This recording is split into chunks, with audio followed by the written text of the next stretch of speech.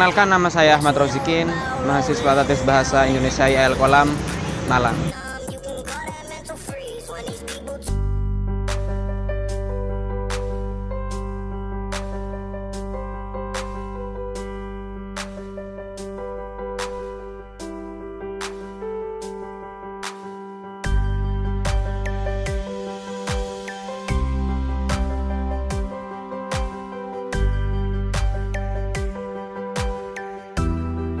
Baik, pada pertemuan kali ini kita akan membahas tentang proposal kewirausahaan global, yang mana hal ini diampu oleh dosen kita, Ibu Usrin Malika MPD.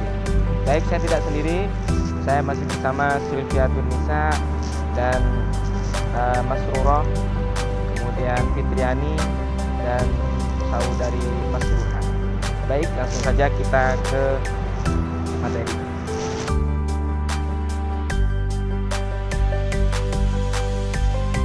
Assalamualaikum warahmatullahi wabarakatuh. Perkenalkan, nama saya Laili Sylvia Turnisa dari Prodi Bahasa Indonesia semester 6 Institut Agama Islam Al-Kolam. Pada pertemuan kali ini saya akan menjelaskan tentang pengertian proposal kewirausahaan global. Jadi, proposal adalah suatu usaha atau rencana kerja yang disusun dan dibentuk secara terperinci dan sistematis untuk mendapatkan persetujuan atau dukungan dari pihak lain, baik dari unsur eksternal atau internal sebuah usaha baru yang akan dikembangkan oleh penggiat usaha. Kewirausahaan sendiri berasal dari kata wira dan usaha, di mana wira artinya adalah pahlawan atau tujuan dan usaha artinya adalah sikap atau perbuatan atas sesuatu. Kewirausahaan biasanya diartikan sebagai suatu kemampuan untuk menciptakan nilai yang baru atau unik atas sesuatu yang memberi manfaat bagi orang lain. Kegunaan proposal kewirausahaan. Kegunaannya ada 5. Yang pertama, sebagai pedoman pelaksanaan program usaha. Yang kedua, sebagai alat untuk menentukan kelayakan kegiatan usaha. Yang ketiga, sebagai alat untuk analisa dan evaluasi keuangan. Yang keempat, sebagai alat untuk analisa resiko dan kompetitor. Dan yang terakhir, sebagai bahan pengajuan dana wirausaha. Perkenalkan, nama saya Mas Ruro dari Prodi Tadris Bahasa Indonesia semester 6 Institut Agama Islam Al-Kolam Malang. Di sini saya akan menjelaskan kelanjutan dari materi teman saya tadi, yaitu struktur proposal kewirausahaan. Dalam penulisan struktur proposal kewirausahaan itu ada 10 bab. Yang pertama yaitu bab pendahuluan yang berisikan nama dan alamat perusahaan. Nah, sebelum menuliskan sebuah proposal, kita juga harus tahu nama perusahaan dan alamat tersebut. Yang kedua yaitu nama dan alamat penanggung jawab. Jadi, dalam penulisan proposal itu ada sebuah penulis proposal tersebut. Nama dan alamatnya harus dicantumkan dalam proposal tersebut. Yang ketiga yaitu informasi usaha. Informasi usaha itu berisikan tentang apa yang akan kita ajukan. Yang kedua yaitu bab 2, aspek-aspek usaha yang berisikan tentang uraian umum usaha. Semisal usaha kita yaitu produk kecantikan. Nah, di situ kita harus menuliskan uraian umumnya. Entah itu kecantikan dalam hal segi bedah ataupun yang lainnya. Yang kedua yaitu latar belakang industri. Jadi kita harus menuliskan latar belakang industri kita tersebut.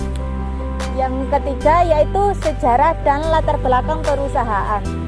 Kalau tadi itu latar belakang industrinya, jadi yang sekarang itu latar belakang perusahaan tersebut, di mana tempat berdirinya, sejarah berdirinya kapan, pendirinya siapa, begitu.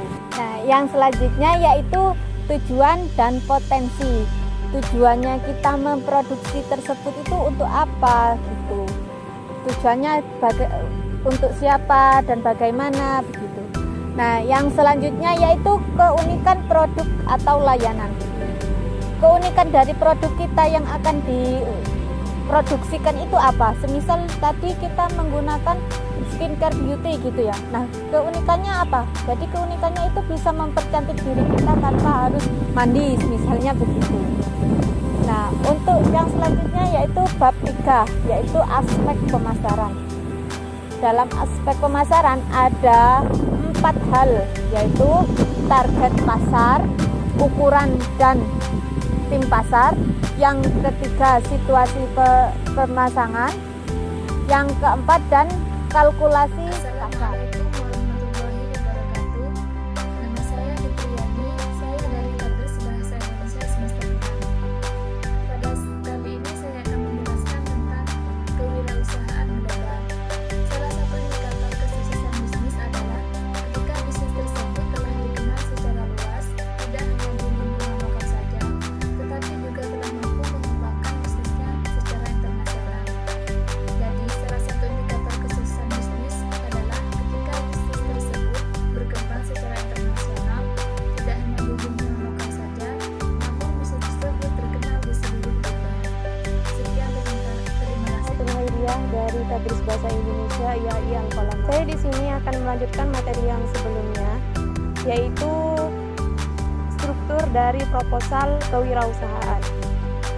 Bab 6 yaitu aspek manajemen. Aspek manajemen berisi tentang yang pertama yaitu tim manajemen, yang kedua struktur legal, yang ketiga susunan direktur, penasihat, konsultan, dan lain-lain. Bab 7 aspek resiko. Aspek resiko berisi tentang masalah-masalah yang potensial, resiko dari hambatan, dan tindakan alternatif.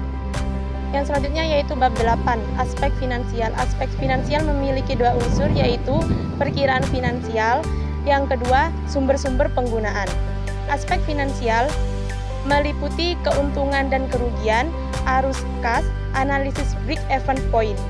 Sumber-sumber penggunaan memiliki 2 aspek, yaitu rencana anggaran, penahanan finansial. Yang terakhir yaitu bab 10 appendix. Appendix meliputi 4 poin. Yang pertama surat-surat, yang kedua data penelitian pasar, yang ketiga surat-surat kontrak dan dokumen perjanjian lainnya. Yang terakhir yaitu daftar hara dari pemasaran.